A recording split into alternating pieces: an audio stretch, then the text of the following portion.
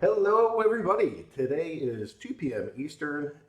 It is June 4th in the year of 2021. You are listening to the voice of aggroed. I am one of the founders of Splinterlands, and I am joined today by my co-founder and the chief technology officer, Matt. Matt, do you want to say a quick hi so people can hear your voice? Hello, everybody. So today, like the other AMAs that we do, it's a ask me anything. You guys are free to put whatever question you want. The only thing that we're going to ask is that you keep it, PG-13, and whenever you're talking to each other, try to make sure that you're being respectful. That's the kind of community that we want. This stuff gets filmed, or I'm recording this, and I just want to make sure that everything is family friendly. So. If you have issues with us or other stuff, feel free to put it into deep dives or DM us directly. But for now, this is meant to be just good, wholesome questions, and that's kind of the big picture stuff. So, anyways, our community is normally pretty awesome about that. So, I just want to thank everybody for being here. I can see that Nate is in the audience. So, Nate, I don't know if you have some sneak peeks you want to give folks. That would be good. We have Waffles Kitty. She's a new employee here with Splinterlands. So maybe you can have, if your mic is available, maybe later we can just have like a really short introduction. Um, and otherwise, I just want to go through and start. Actually, Matt, is there anything you wanna start with today? Should we just dive into questions because we have them, or is there stuff on your brain you need to get out right away? So it seems like there's a lot of questions. Why don't we dive in, and then if there's extra time, we'll just talk. Alrighty, so Fantasy Crypto is saying from June 3rd, so we have to scroll up a bit because you guys are getting better about leaving questions in here. So June 3rd, 2021 at 10:48 p.m., just to help everybody navigate to the right spot here. Question for the 6-4 AMA, how will land claims keep geographies together? For example, if a plot is claimed in every region, how can a region be claimed thereafter? Also, will there be a mad rush to claim locations, or will there be some kind of orderly process in determining who gets to pick first? Well, I think the plan when you redeem land claims, you're not going to be able to choose specifically where on the map um, those will be, and they're all created equal. So, and it'll probably just go in order. So, when regions are claimed, it'll be the next available region, and when a plot's claimed, the next available plot. And track the same thing until that all fills up, and you know it'll keep going until all the land is claimed, where all the claims are redeemed. And but before that's with ample time before that is actually live, we'll have all the details available for everyone to see. So if anyone wants to try to make plans or do certain things, they can do that. All right, so then Homestead Hacker is asking, I was looking at the Shisha Finance press release and this bit confused me a bit. Is there somewhere we can find out more details about this? So it says to be eligible for the SPS as part of Shisha Finance Project Partner Token Rewards distribution by a smart contract, you will need to buy BEP20 Shisha tokens and stake them on the Shisha Finance platform. So they are talking about Splinter Shards, that is the governance token that's rolling out, but they're also talking Shisha Finance is like a DeFi hub where they actually offer a whole bunch of different ways that if you stake their tokens, you can get rewards in lots of different DeFi projects, to which Splinterlands is getting added. So you can start earning SPS by being involved in the Shisha Finance project. That is separate from us. They're going to earn a whole bunch of they're purchasing tokens from us, and we've got this kind of agreement. So that's some of what I want to share. Anything that you want to talk about for that, Matt? Yeah, I mean, I don't know any of the details on that, but yeah, we obviously have been talking and working with them closely, so get that all figured out, announced. All right, NoTac is asking, question, if I delegate my Splinter Talk tokens, who will earn the Splinter Shards airdrop, the owner or the account they are delegated to? The owner, just like with cards. Dave McCoy is asking, can you please discuss how you envision the staking SPS on the ranked matches to work? I know there will be more percent at the top of the rank play than at the bottom, but with many thousands of daily players, will the ranked staking rewards be distributed across all the thousands of accounts, or will only the top 100 players essentially get these rewards? I ask this because I'm sure a lot of people will want to stake themselves, but if practically all the rewards go to the top, then this wouldn't make any sense for the vast majority of players. In other words, would a mid-level gold account, using that as a median, get the average staking rewards on their rank play? Um, Thus, accounts get above get slightly more and below get slightly less. I mean, I don't know exactly where the median or the average is going to fall, but the idea is that, um, based on how it works, the idea is that it'll be spread very much across all players. I mean, that's the goal, because it would never be a case where it's like only the top 100 players getting the rewards, because if all the tokens are staked on the top whatever percent of players, then whatever rewards they're going to be earning is split among all those tokens being staked on them. So the earnings per token would be lower, and then there would be much better returns to stake those tokens on a much lower ranked player. But if you're the only one staking your tokens on them, you'll get a much better return. So that's the mechanism for having the tokens be spread out.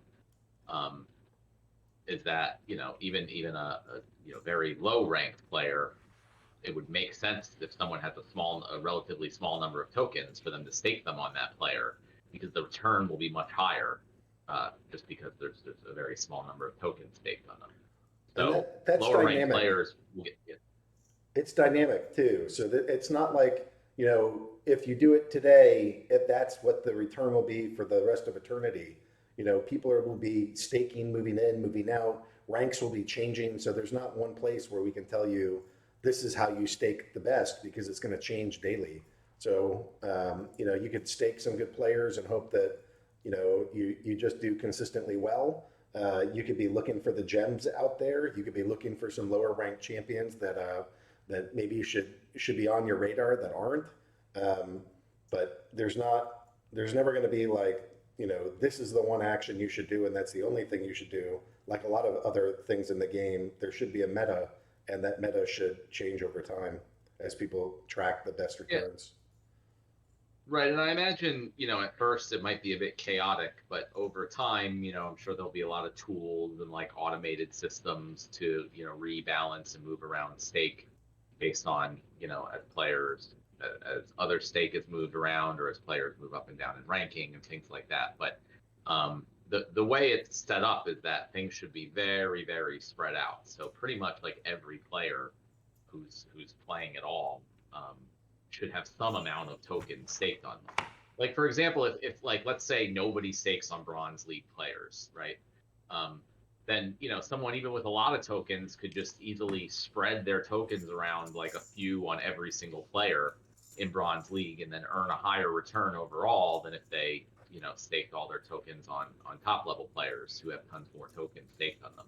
So it's just very incentivized to make sure everybody has at least some amount of tokens staked on them. All right, so Homestead Hacker is asking, with the SBS, I'm going to try to interpret all the abbreviations. With the Splinter Shards, Finance Smart Chain, and venture capital partners coming, seems like Splinterland's user base is set for explosive growth. That is actually one thing that I like to talk about, and I'm going to interrupt this question to do it. We just finished May, and this is our first talk or first AMA since May. So in May, we added 9,622 accounts, and out of those, 1,556 ended up purchasing the spellbook. That's an average of 310 signups per day and an average of 50 spellbook purchases per day, which I got to tell you, in like free-to-play games, I was just talking to another set of VCs today that were like, wow, those are great numbers. And we're like, yes, that's because they're NFTs and you guys actually own this stuff. In free-to-play games, you get like 1 to 2% of the players that'll purchase anything. We see something like, I don't know, 15 to 20% of our guys are pretty consistently buying something. And I think that's a strength of the ecosystem as a whole. Just massively different approach to how the whole economics work. All right, so then what that means is our total accounts were up to 92,803 at the end of May, and 25,234 total spell books. So we're almost at 100,000 registered accounts, and we just broke 25,000 spell books. And to Matt's point, he started looking at June a little bit more closely, and he's like, "Hey, since some word about the Splinterlands or the Splinter Shards got out there, we're actually seeing signups almost double. So we're seeing 541 signups per day in June. So not quite double, but it's up there. And then spellbook purchases has more than doubled. So we're seeing 128 spellbook purchases per day. So I can't tell you what the world is going to do, but to your point in this question, I just wanted to give you a scope of numbers that from even before like the marketing aspect and all this big stuff happens, just the word of mouth of like the white paper and getting some of these other partners that are slowly kind of getting leaked out there, we are seeing growth. We're seeing the growth rate basically double even before the big stuff happens. So I wanted to give numbers to your questions because I thought that it's a good question. That's awesome, but can you talk a little about how Hive and Splinterlands performance and scalability can grow to support this? So we want to talk about that, and then with our current user base, most of the time is pretty good, but it's not uncommon to see fairly annoying waits when seeking enemies and especially submitting teams for battle and waiting for the battle screen. Do you envision any problems or migration steps that might be needed? So can we support it, and will that, as we get more players, will that be enough to have consistent battles? Yeah, Hive certainly should have no problem. We definitely, I think Splinterlands currently can scale pretty decently, but we're constantly doing work on the back end to help improve that, and just make sure, we could handle very significant growth that we're expecting and hoping to achieve. So, there are definitely a whole bunch of things I'm worried about, but scalability isn't particularly one of them. Especially because Hive would be fine, and the Splinterlands just really has to process the transactions, and we can always spin up more servers to support, APIs and all that stuff very easily. So that should be not an issue. And as far as battle waiting times, well, I mean, more players should help that considerably.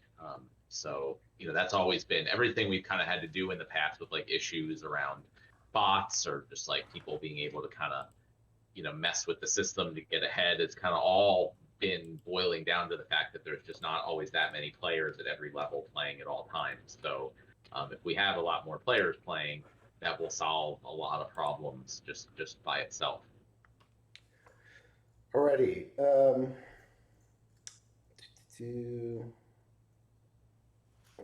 right. I think we're. Jillian Pierce had the next Yeah, question. well, I was trying to think, do we actually, it's annoying when seeking enemies and submitting teams for battles. Do you envision any problems?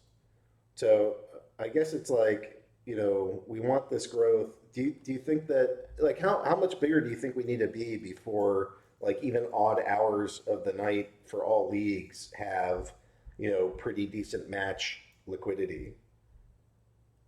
I mean, I have no idea. I haven't really looked at the numbers yet, but in general, more players should be faster and more, close rating range battles.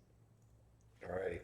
Jillian Pierce is asking, when all the Untamed packs are sold, what will take their place in the reward chests? Just 2,000 dark energy crystals. So if you would have gotten a pack, you'll get 2,000 dark energy crystals, and then when Chaos Legion is released, we'll likely plan to switch them out with Chaos Legion pack. Moriarty 95, is land claiming still on track, or will the date be moved back a bit and therefore released after the SPS snapshot start?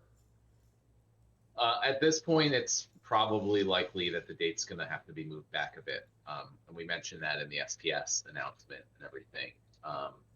But hopefully not too much. I mean, we're definitely, working on the land claiming. So I hope it wouldn't be any later than July. Kira 1995 is saying, with the SPS airdrop, does it matter if We have a bunch of our cards borrowed by others since it'll count towards your power rating. I feel terrible having to unleash everything. So I think that gets No, back definitely to, not. And we were, oh yeah, we were pretty clear about that in the white paper. It's cards you own, so you don't have to unleash anything. If you own the cards, it will count to your account. the Zorro is asking, with the upcoming gameplay changes that you can adjust your strategy with spells after seeing the enemy team, how are tournaments going to work? Since you can't fire and forget 10 games and wait for your opponent to make his move, but rather have to revisit each match after the enemy has entered his team.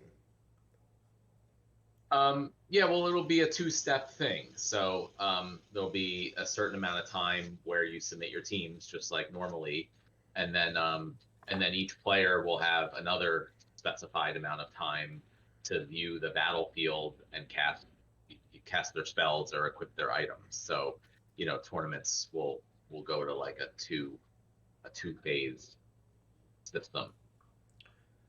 Uh, Question: have you thought about making Splinterlands time so we can have a universal time instead of explaining time zones? Um, I'm not really sure.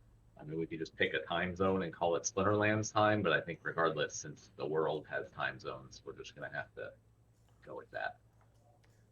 Axler Twinblade, are you making a way for us to sort our card by ability on the card screen, not the battle screen?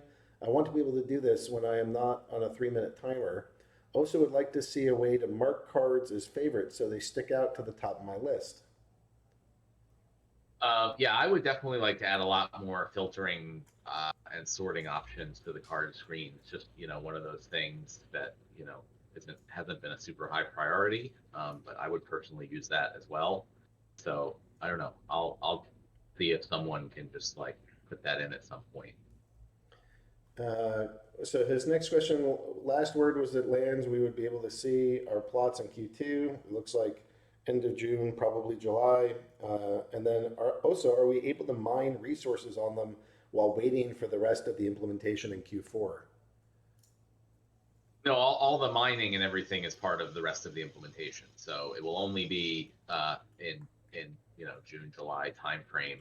The first phase is only being able to redeem the claims, get your actual plots. You'll get the NFTs. You'll see the rarity. You'll see the resources. There'll be a market where you can start buying and selling them and all that stuff. But actually, any use of the land for making buildings, resources, all that stuff, that'll be the next phase. And I think his third question is similar to the first. Having just started, would love to more ways to filter items under cards, not battles. So more ways would be by amount or damage or speed. Also health. Any plans to add filters like this? I think Matt said yes, and then we'll see when we get there. Yeah, well, Nate's listening, so Nate, if you wanna design that, then we can try to get it implemented. Question: why no penguin card or Doge meme card? Are we going to add Doge to the game, like a Doge fighter? We could, I guess. I probably wouldn't just do it randomly, but if there's like an opportunity that makes sense, sure. I don't know. We should I mean, probably. adding a card to the game is also, it's like not a just we'll just throw a card out there. I mean, that's something that's going to be in the game forever. It has to be balanced. It has to make sense. How is it going to be released to everybody? What are the amounts and limits? Like it's kind of a project. So we don't just go and just like throw out cards because you know for no reason. So they have to like really make sense from the development and design work that's involved. Flavi's asking, at the current rate, there seems to be one region per day selling. Land should be sold out before the end of the month at that rate. Do you anticipate this huge demand for lands? I would say Matt and I are always back and forth as like entrepreneurs going between. I can't testify for Matt, but I can tell you, my brain goes to be like, what am I going to do with $1 billion? How do I spend all that? And then the next like 5 minutes, it's like, I wonder whose couch I'll sleep on if everything fails. So it's hard to say exactly where we thought it would be. Matt and I have been in the space for a while. We know it's cool. We know what we think is awesome, and we keep designing it. So, seeing a pretty steady uptick in players and seeing new communities coming in, and we'll hear more about that soon. Just seeing the number of people and signups and partners. Like it was just a matter of time before it sold out. I do think that the fact that we have sold out of land before we have even launched the first aspect of it, or that it's very likely that we'll have sold out of land before we even launch the first part, is just like an extremely giant vote of confidence in the development team here by the player community. And then I'd also add, you know, just seeing that I thought that it was going to be like another month, maybe two, before we'd sell out of the cards. But you guys have been buying them really fast. I think we're also going to sell out of Untamed packs this month too. Matt, what about your anticipation for lands and the land sale? How has this gone compared to what you thought? Yeah, my expectations are always on the lower side. You know, I like hope for the best, expect the worst type of thing. So yeah, definitely super excited and encouraged by by everything that's happening, including land sales. But it's also, you know, I get it because, you know, I also bought land, you know, personally, and would have whether or not I was the creator of the game, because I just think it's going to be really cool, and we're going to build it, right? There's going to be delays, stuff's going to change, you know, that's life, and we do our best with that. But it's going to be built, and it's going to be cool. So, you know, I get it. He's asking You that. also you skipped Stealth Trader's question.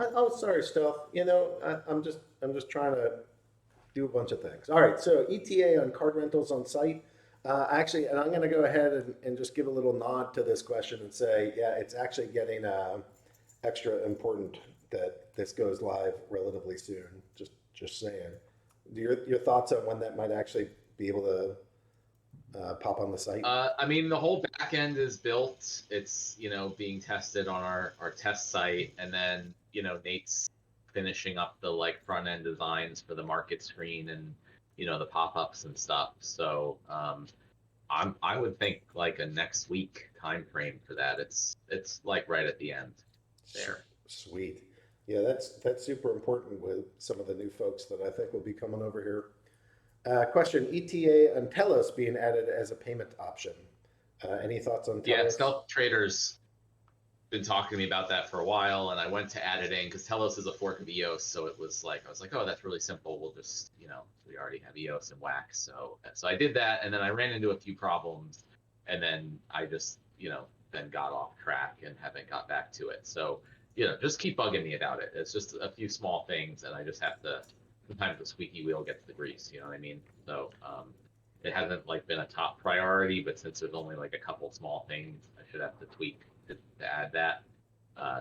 Just keep bugging me, and eventually I'll get it done. Marcus Wall, I'll ask a legit question. So all the rest of you, Ooh. you need to ask legit questions. So are there usage stats of cards? I'd like to reblog that. And then Crypto Reaper actually has a pretty good answer. Go ask Yasik because he knows roughly everything. Yeah, I mean I mean obviously we have access to look up all that information, but it's, you know, we have to go and like there's not like just a simple thing. But yeah, some people like Yasik do reports with all that information because again everything is publicly available. So for those who know how to like find that information and look at it, they can provide those services. Flavi's asking, when we look at this example region, there are very few water plots. Does that mean that some regions will be mostly a few kind of land types by design, or will land types be more random?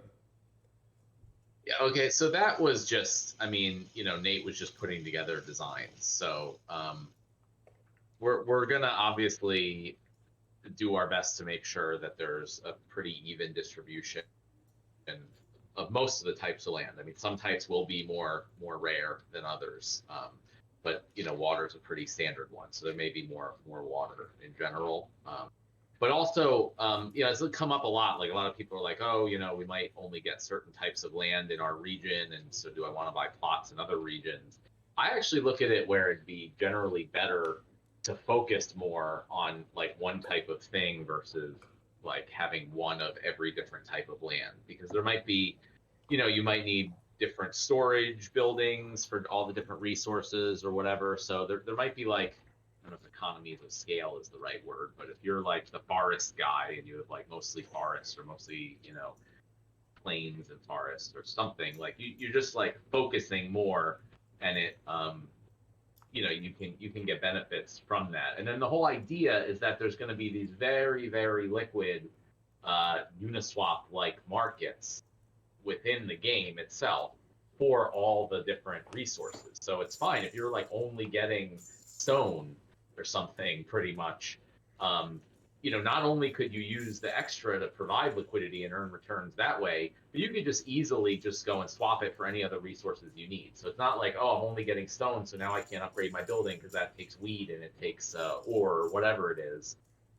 It's just super easy to swap, or the goal is to make it super easy to swap it, whatever resources you have for whatever resources you need when you want. And there's going to be like refining. So if you're like getting 10 different, I don't know how many, there's 4, I think, basic resources. You're getting a little bit of all of them. You also have to be able to refine them into the refined resources, versus if you're just like mainly getting 1 or 2, you can be more efficient. So the regions are going to be somewhat diverse. You'll have a bunch of different land types, but there's I think 14 land types, so you're not going to have all of them, or all of them in equal proportions. But I think that's fine, and might even be a benefit to just having like one of each different type of resource. So that can be summed up with the economic phrase of do what you do best and trade for the rest. But keep in mind too that some people might be hoarding stuff. So the opposite of that is, if there's supply gaps and people are taking advantage of it, if you have some of it on your own, you might actually be able to protect your downside risk. So, who knows what it's going to be, because the meta is going to change. Because the second that it becomes super difficult to get stone, people are going to start overproducing it, and then it's going to be easy to get it. And I just think there's going to be these like cycles, and what buildings and what's popular, I imagine, is going to rotate. All right. Well, Ryan 600 is asking question: will cards on wax count for the airdrop? Yes. Yeah. Resource or assets on any of the other blockchains that we support are gonna count. So the airdrop process, is going to be pretty. I mean, the snapshot is going to be relatively involved from a development standpoint. It's taking a snapshot of the assets held in game will be pretty easy. Then it's going to have to take a snapshot on Wax, on Ethereum, on BSC, on Tron. I think that covers it.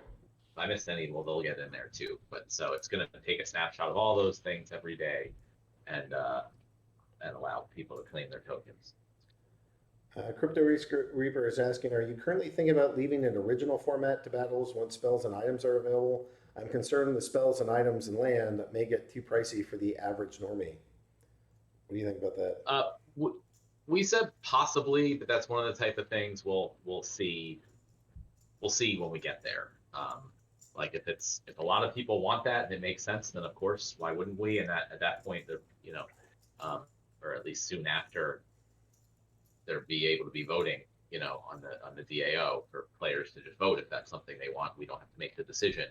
But also, as far as being pricey, so the plan. I mean, we've talked about this a bunch, but it's the land is very, very limited. So and there's not planned to be more. So most players are not going to have land. Most players are just going to come in and they're going to play the game, and they'll just buy cards that they want off the market, just like players would come in and buy cards off the market now, or buy packs. So you don't have to have any land, and the majority of players aren't. And they'll still be able to participate in the game just like normal.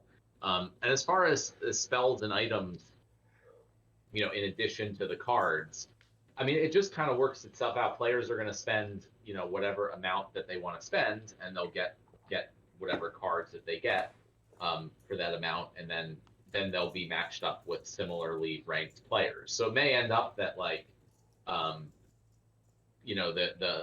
the cost I get to get to different levels of ranked play change, but also the rewards can be adjusted as well. Like it ends up costing a lot more to get into Silver League, then the rewards can also be increased um, for Silver League. So I think that stuff, like it doesn't really matter whether there's more cards or less cards. It's just like, people will put in a certain amount that they want to put in, and they'll get matched up with players with similar amounts put in, and then it'll just kind of work itself out. Next up, Marjenko's asking, can longtime players join the private sale of the SPS tokens? I would say possibly. If anyone's interested, maybe contact us and we'll see what we can do about it. But in general, I mean, the whole idea here was that our longtime players are just going to get them for free because our longtime players have a lot of assets. So the idea is we bring in new capital from other investors that can also add whatever marketing or other support that we need for the game. And it really, most of that new investment goes to the ecosystem of SPS tokens, which is being given out to our players for free. You don't have to purchase them in the token sale, but I would say possibly if you contact us, we'll see what we can do there. Yeah, you have to be willing to go spend in the thousands of dollars, and you can't be the legal entity purchasing them can't be from the United States. So, right. Assuming that you are willing to meet those criteria, and it has to be KYC too. So those are, we try to follow things to the best of our ability by the book in our fiduciary roles of heads of this company and abide by the laws. And go with what our attorneys are telling us in nearly all decisions, and basically like try to do this to the best of our ability in what is sometimes like legal gray zones, and we're just making the best judgment calls we can. So we have restrictions that have been put on us by others, and we will unfortunately have to go honor those, but those are some of the rules around that. I'm finishing the main part of the token sale. We're actually like pretty well through it, but there is some that's reserved for like influencers, and if there's like a really strong rush to go buy the token from the community, then maybe we can reserve some more. But I think the main part of this is done by a week from today. Then we have to go deal with some of the exchanges and nail that down. And get influencers. So that's kind of the big picture of what we got to do. And I think the Mavericks in particular, but the players, if they really want to purchase, give me like a week or so, and then if you guys want to start coming in, you could really start hounding me after Friday of next week. Yeah. Also, I mean, just to add some color to that, like there's a lot of paperwork involved. There's agreements, there's KYC, there's all this stuff. So we can't be like, it's already a bit overwhelming for the two of us for the past few weeks. So it like, if there's a few people, then not a big deal. But if it's like, 50 people that we got to now do all this paperwork for, it's just going to not be a good use of our time and effort. And like I said, the whole idea is, the players are going to get the majority of the tokens for free. And then also, once it's launched, it'll be available on Pancake Swap and potentially other places within the near future. Obviously, we don't know what the market pricing will be, but that'll be an opportunity for people to buy tokens if they want. Homestead Hacker is asking, I've heard you discuss hiring new folks. Are the job postings going to be posted somewhere? We've just been doing it through our networks for right now, and less about like open searches and more about folks that we want to bring on board. If there's people in the audience that have like really strong design skills and think that they could build websites that look like Splinterlands, then certainly hit us up. And if they're developers that are familiar with gaming and have been doing this for a number of years and want to work for Splinterlands, and we'll consider it, especially from people from the ecosystem that know what we're building, why we're building it, and how we've done it in the past. Certainly people that are familiar with Hive. So there are folks that are interested. Those are our two highest priority things: web design, graphic design, um, and just you know development, web like front end website development. Anything else you'd want to add to that, Matt? Well, the first one's really like UI design. These are basically what Nate does. But yeah, in general, we haven't just like been posting jobs publicly, because then we get, you kind of get a flood of people usually, and it's again a lot of work to go through everyone and vet them and try to find the good people and evaluate them and all that stuff. So we've had pretty good success. Going through our own personal networks, people we've worked with in the past, or like, friends of friends who we really like, we either know personally or have a very good, strong recommendation that, they're really good and can come in.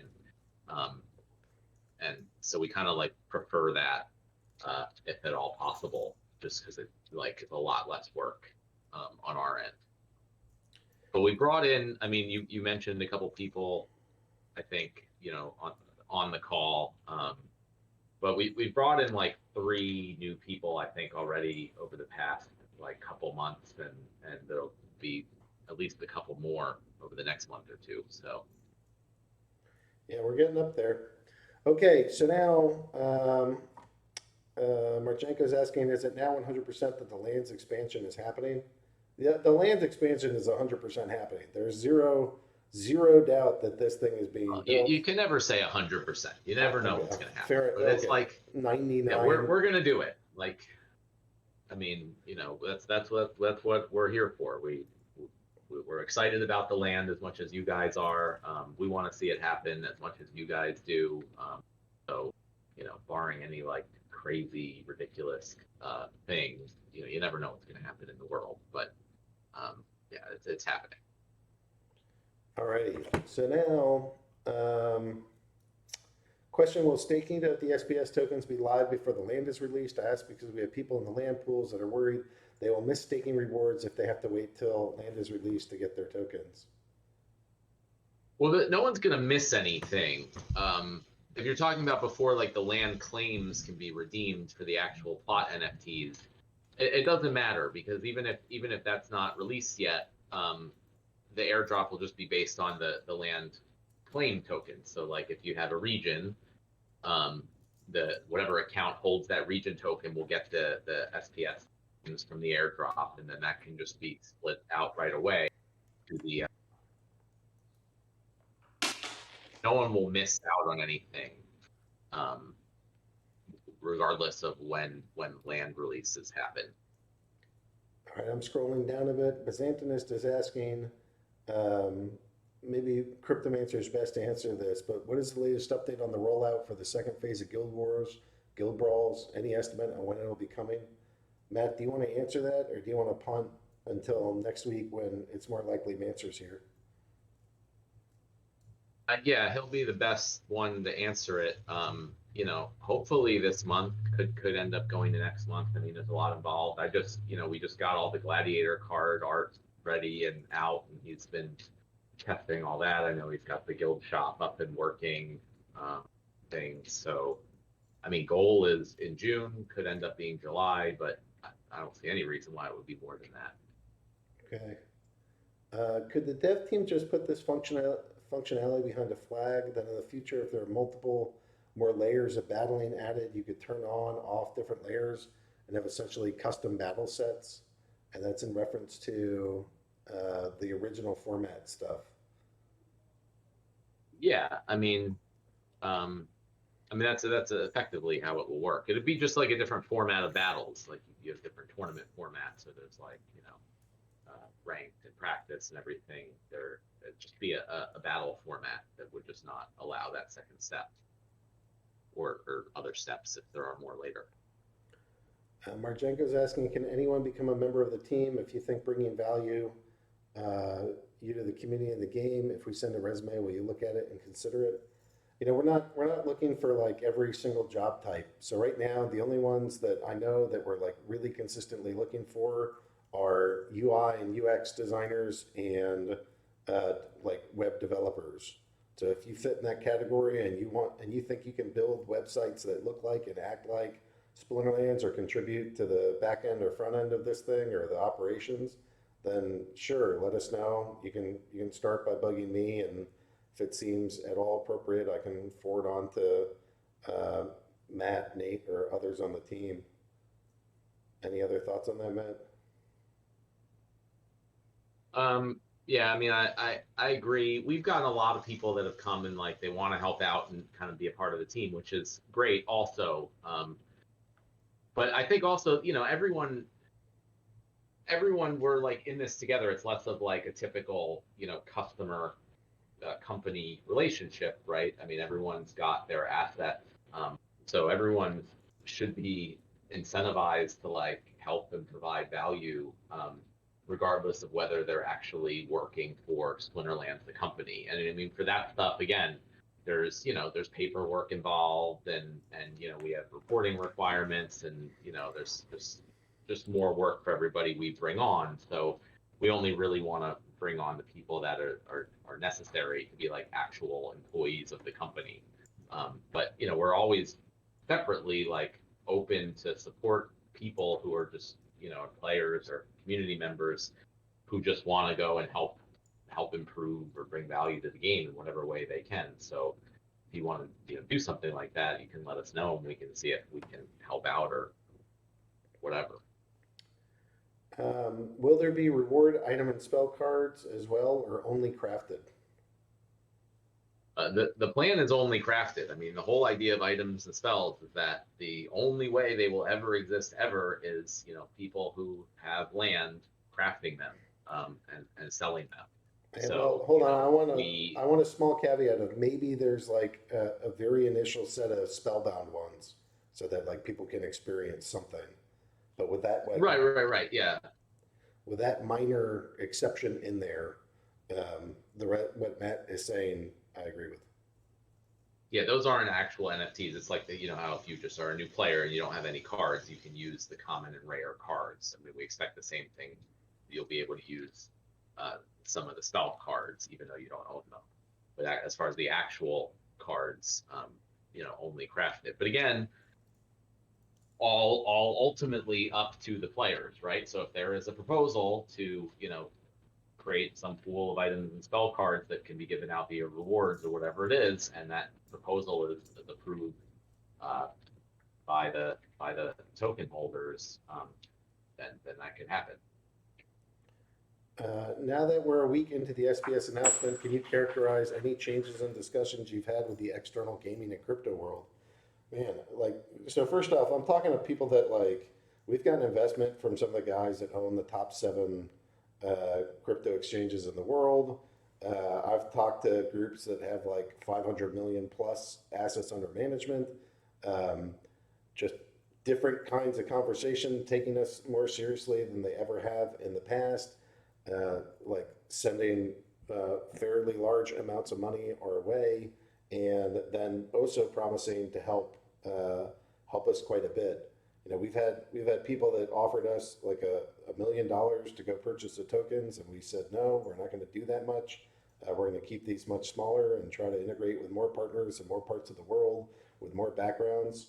And it's actually been received really well. And so right now I'm not quite in the hey, it's time for you guys to do the things that you say you're going to do to help us phase.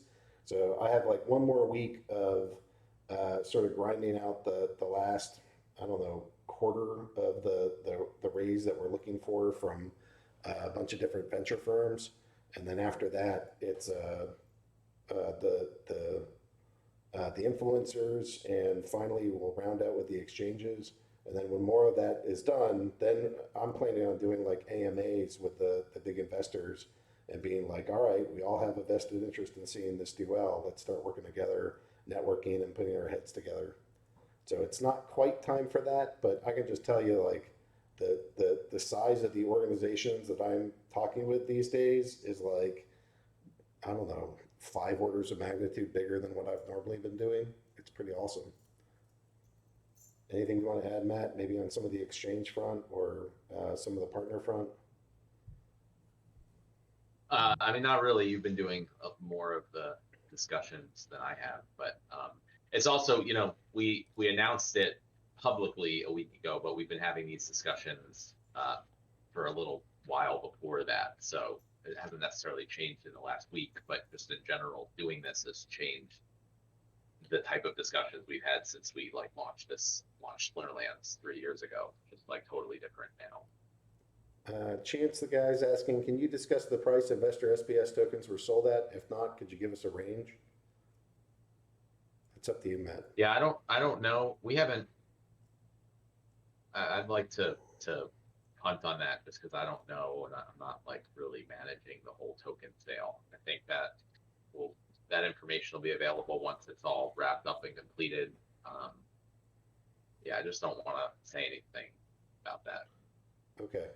Well, if folks want to participate in the token sale, give me a week and you guys can start bugging me and with some thoughts on, especially when we're in our own community, for those that are going to ask me for forms or docs, it's all going to be pretty confidential until it's not, and then it's all public and whatnot.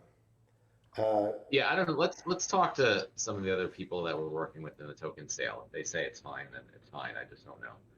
Okay. I have to jump in a few minutes to pick my son up from school. So let's try to get through the last bunch of questions quickly, and you can keep going after I have to go. Sorry for that, guys. All right. So will SBS be available on Hive Engine? So I got to go get the BSC portal working over there, but that's the ERC 20s are working, and we think that the BEP 20s should be working fine. Maybe as early as Well, next week. either way, I mean, it'll be available just like dark energy crystals are. The token's already created. Okay. So the short answer is yes, and it'll be great. All right, question. Any more updates from Shisha Partnership and what might change because of that? Another question. Can you give an estimate on how much SBS tokens might be earned daily per 1 million CP? Any more updates on the Shisha Partnership? It's like a staking and DeFi platform. So if you stake their token, you can earn stuff from Splinterlands and a billion other DeFi tokens. And then for SPS airdrop, do you have an estimate on that, Matt, or should we punt for now? My estimate would be around 200 roughly SPS tokens for 1 million airdrop points. All right. Neil is asking per day. Per day. You also skipped Vize's Byzantinus sorry, question. Liz. I know we don't like him, but Sorry. None of this is ever personal. I'm just trying to reading down, trying to find where the next questions are. Reading that. Whatever. Are you looking for or accepting splinterns for the summer? I'm not planning on it. It's a lot of work, and we're just so freaking swamped. I'm not sure that's not the priority right now. The priority is working with mega VCs, not college sophomores. So no offense to the college sophomores, maybe I'll get that program growing and going as we get bigger, and I can actually have somebody just full-time manage it. But that's not our next step. Okay, any of the SPS private buyers also going to buy a region? Yeah, there's some that are talking about it. There's probably, one got bought today. Matt and I know of at least 4 or 5 others that are looking to go. I know of about 4 or 5 other regions that are likely sales over the next week or so. Who knows? Some of the guys that are doing SPS are also buying regions. A bunch of some have already bought. I mean, a lot of there were some kind of bulk purchases of regions in the past. Those were some of the SPS people. By land expansion, does that mean there will be new lands for sales, or does that mean the current land sale? Land expansion means the game. When we talk about the land expansion, we're talking about the whole aspect of the land, the resources, the crafting, the everything. So land expansion is really another way to say it would be the second game that we are turning our single game into a platform for games. We are starting with a empire building game, which we loosely call the land expansion. Stealth traders. So no more lands though. This is it for lands. The current sale. I don't want to say forever, but you know, there's no immediate plan. Like, with the with packs, we try to say every year we're going to add more, but there's nothing like that for land. Maybe every like decade or half a decade we might have more land for different games that we've rolled out or something, but even that's not a guarantee. And as you can hear Matt saying, no, so it's not Well, fully. or like, yeah, again, it'll be up for a vote or something, in the DAO. But the general plan for land is, like you said, it's not like cards where there's just new sets released on a regular basis. Just for at least a very long time, this is it. So you want your land, get it now. Yep, I agree. Okay, so then are there any plans for adding additional language translations? If so, which ones are you leaning towards adding? Portuguese and Japanese are the next on my list. Latin is not on the list. But yeah, that is of interest to me. Lately, have there been a bunch of wax and or BSC issues? Does Matt want to briefly provide an overview? Is it node issues with those blockchains or user error? No, it's node issues with those blockchains. I mean, we run stuff for like all these different blockchains, and they all work differently and have their different services and things that can have problems. And we're just like slowly getting better at dealing with all the different problems that can come up. It also really like highlights how much better Hive is, because like Hive, we just doesn't have the problems that these other chains do. But over time, we're getting better, and to the point where there will hopefully not be any issues with the bridges. All right. So Nate You or you, you skip Stealth Trader again. oh, it's not personal. What the hell is that question? But I want to give notice is what I was trying to do next of Nate and Waffles. If you have mics and can and you're ready to share some stuff, that would be good. Waffles, just like a quick 2-minute introduction of some of the help that you're doing, and Nate, whatever sneak peek you want to do. So I'm busted for the stealth trader question. So will existing players get all common and rare item spell cards as options once released? I feel like that would devalue items and spell cards on the market. Do you want to I mean, talk share how that it'll really be just works? like the current cards. I mean, I don't think all the players getting being able to use the current common and rare cards really devalues them on the market. I mean, items and spells are going to be the same way. You're going to have to get multiples of the same card and combine them to level them up. So just having people being able to use like level 1 versions of some of them is not much. I think there's going to be still plenty of demand on the market, just like there is for regular cards. All right, I'm gonna go unmute Waffles here. Waffles, if Also, I'm going to head out. Sorry for jumping early, but thank you everybody, and yeah, yeah, I'll talk to you next week. have a good weekend. All right, Waffles, you You should too. be able to unmute at this point. Do you want to say a quick hello? Can you guys hear me? I can hear you. Do you want to just share a little bit about your background and what we're planning on working on? And that can be a quick introduction to the community here. Sure. So in my background, I've been in esports since 2013. I started the Esports Association at my university. Fast forward to after I graduated, our club was actually recognized as an actual sports club, so that allowed sports level funding. And I enjoy the community. I want to be part of all the great things that we have over here. Around last year, I was acquainted with the virtual events platform GamerJive, and that's how I got to get to know aggroed and the wonderful people on this team, Chris, Carrie. I have yet to meet with the other people on the team, but super happy that I'm part of you guys. From the conversations that I've had so far, everything's been positive, and on my free time, I play Magic: The Gathering, mostly EDH because that's the only format I can keep up with. But I've had experience playing other games, and I also play League of Legends. Don't hate me, guys. Um, All right, I awesome. am So Waffles just so happy started. She just to started two you know. days ago. So you guys, it's 2 days. We're 2 days deep, but she's here to help us with some of the digicon, some of the marketing, and putting together kind of events and partnerships. Anything that you're particularly excited about doing, or something that got you stoked about Splinterlands in particular? just, I mean, with how the market has been and how, the platform for crypto and how accessible it's become and how many people are adopting it, it was a super huge factor in the interest that brought me onto the team. Okay. And then last question, Yasik here. He's saying, do you have a favorite card? Have you gotten acquainted with the individual cards yet? Is there one that in particular that you either like the play style of, or the art of, or lore of? Anything resonate on Oh any yeah, particular one? I was looking at one the other day. I was like, oh my gosh, the art is so cute on this. It was a let me look it up. I think it was Oh Byzantine. no! Oh, you're gonna feed Byzantine Kitty. Oh, I regret everything. I regret everything. Oh I know. Keep hitting me stuff. You're spamming the chat. I know. It was too hard not to resist wanting that card. So. Oh no, you just fed his ego. I'm never going to hear the end of this.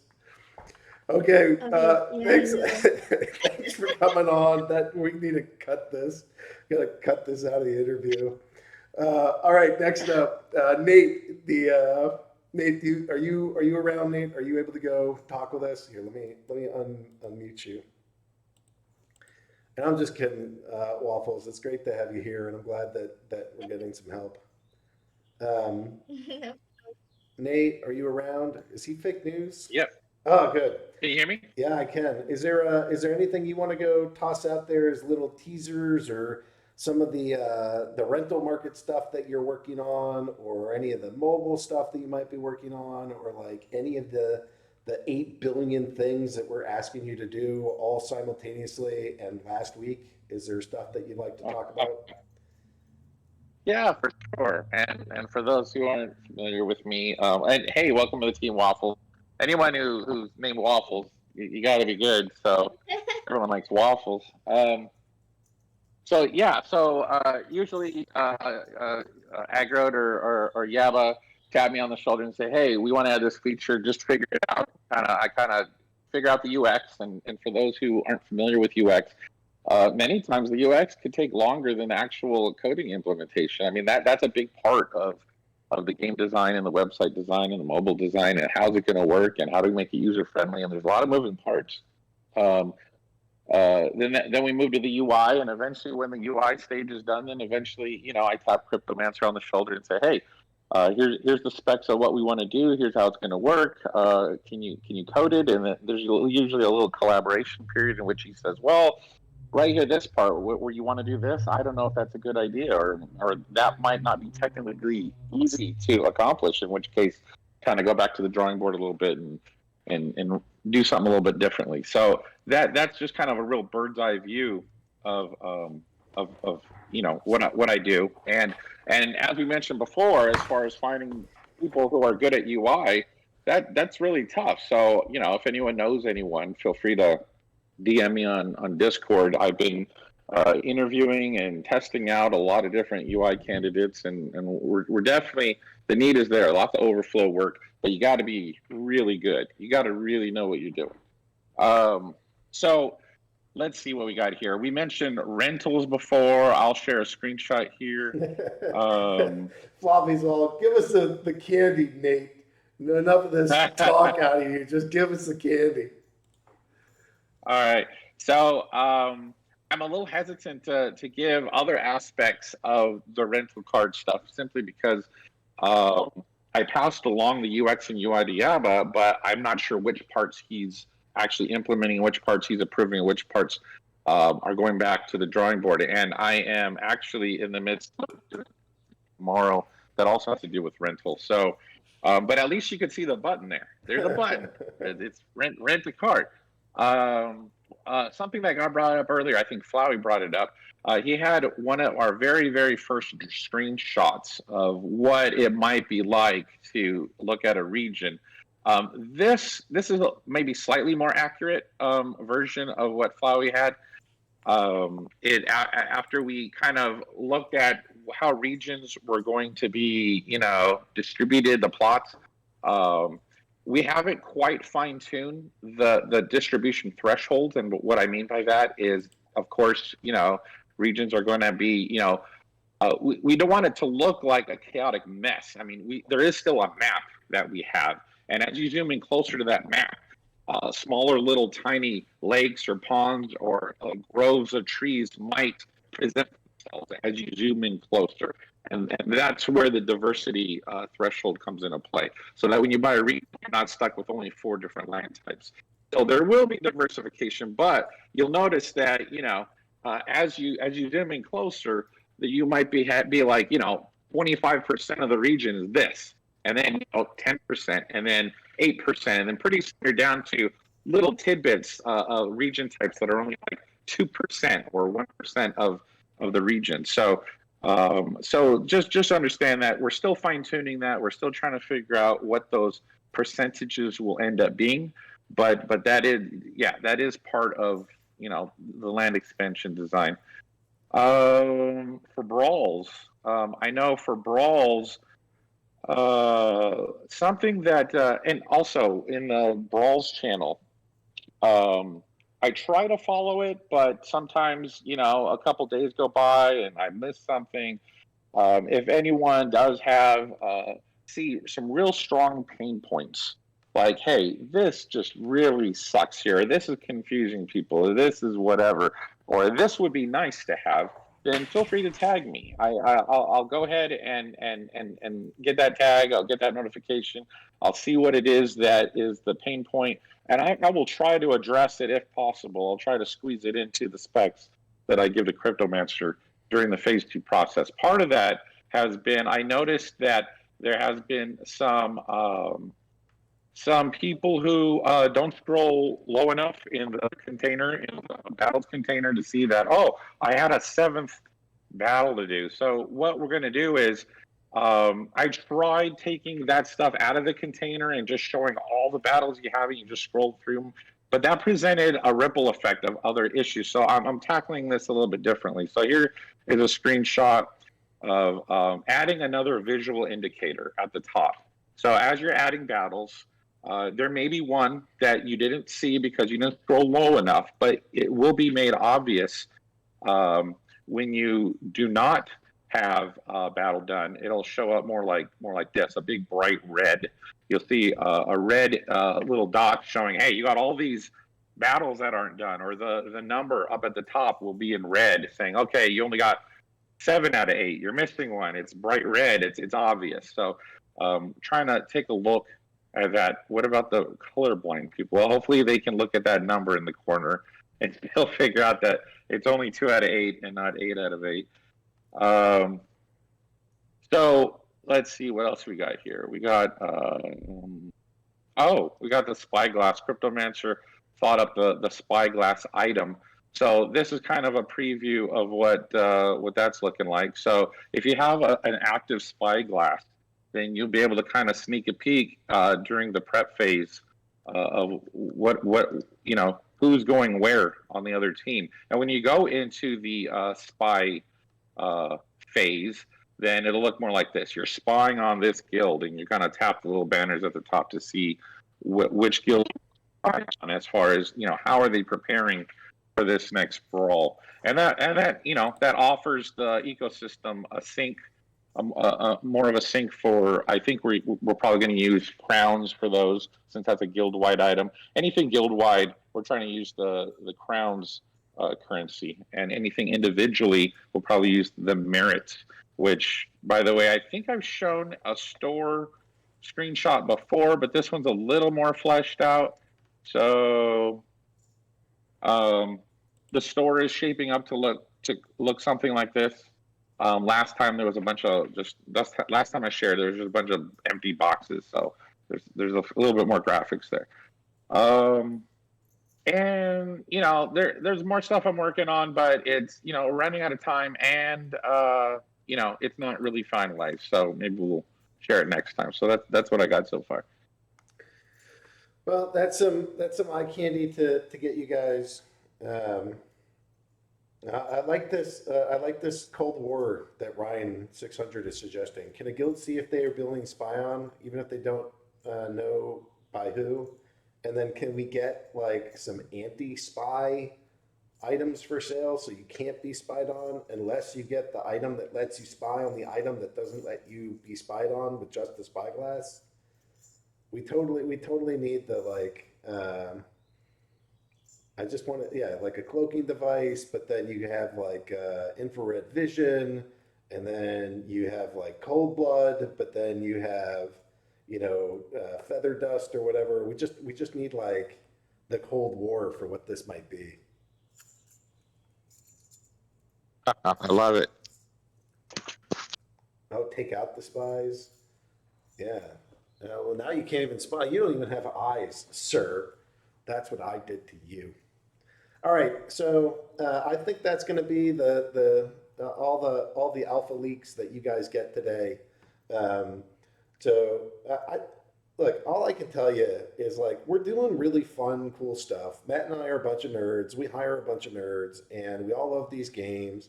And we're all just sitting around trying to think about how do we build something awesome that's cool that we can build in a reasonable amount of time and roll it out in stages so that everybody gets to play and it doesn't take 6 years. I don't know if you guys saw that, but there was a Kickstarter campaign and they rolled out the first thing after 6 years. God, I can't imagine how much hate I'd get from you all if I waited 6 years to roll something out. So we try to do this in bite-sized pieces, get it out, and I guess we'll allow a couple cute cards, not many. I don't want you to get your hopes up, either Biz or Waffles. There's going to be limited cuteness in here, but generally we're just trying to make something awesome. And I'm proud of our team. I'm proud of what we're doing, and I don't know. It's just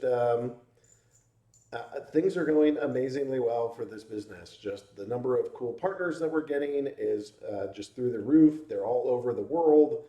They have these kind of different expertise and they have different networks. They're providing us with a bunch of cash. We're talking with bigger businesses to see how we can partner. I'm literally talking to people that control like 500 million to billions of dollars of assets. These are like crypto kings. We have some of the biggest crypto exchanges in the world investing in our token. Just like all this amazing stuff is happening. It's a total honor to be here. It's so much fun to just build a game with the coolest freaking people I could ask for. And I don't know. We're blessed. We're doing really well. And honestly, I just think that we keep building really cool and really innovative things. I mean, when I think of the staking that Matt designed, that is like next level innovation. It's just so freaking awesome.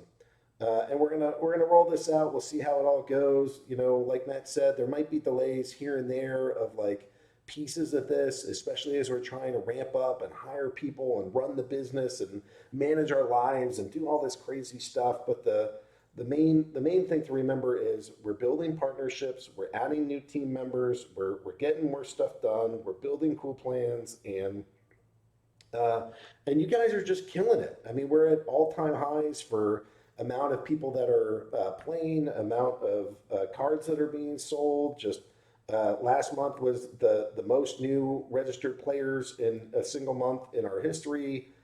Just like every metric that you might ask for, it's just all rainbows and unicorns. Thanks, Yasik. For that, I'm calling you Jace. Thank you, Jace. That's lovely. Anyways, so that's what I have. I just want to say thank you to the team members, to the community, to to you guys coming in that are really excited about us. I hope we're gonna have to pop up another tent because there's going to be a whole lot more people that are coming into the Splinterlands. And my one final warning. I don't. I mean, it's not my final warning, but just. I try not to overhype this because Matt kind of yells at me when things sell out too fast or something. But I think I can't tell you what will happen, but it is my best guess that we will sell out of packs this month, and we are going to sell out of land this month. So if there's any packs or land that you are interested in having, I would not be thinking like, oh, I'll just get it next month. Because I'm pretty certain that they're not going to be there. I know of like 4 or 5 dudes that want a region, and I think that's coming along within the next couple days. That takes us down to 14 or 15. That'll come down and just packs. You know, my get if I had to put a guess in, we're gonna do like, I don't know, 50 to 60,000 packs over the next like 10 days, and then we'll hit 99,000. And my guess is that you guys buy them all in a day. So I think we have.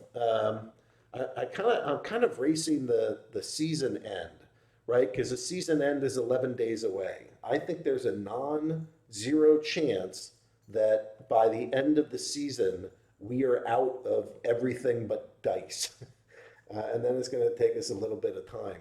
So I just want you guys to. It's not meant to just FOMO you. I took enough heat last time to say like this isn't just pure FOMO. I'm trying to give notice to the players so that you guys have an understanding of timelines. You don't feel rushed right at the last second, but you guys have some time to make your decisions. But it's not tons of time. You have about 2 more weeks to hop in. So that's the end. Thanks for being here. We're gonna be back in a week. Hopefully, we're going to keep bringing in new partners to talk about and to introduce you to. There's some nice. I can think of one pretty sweet community that I think is going to start showing up a whole lot more in here. What time next week? That's a great question. I think I don't know. Let's do the early morning one. So we'll go to 9 a.m. Eastern next time.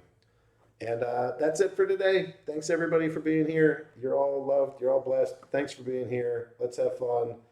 Good luck in the season and good times. Thanks everybody.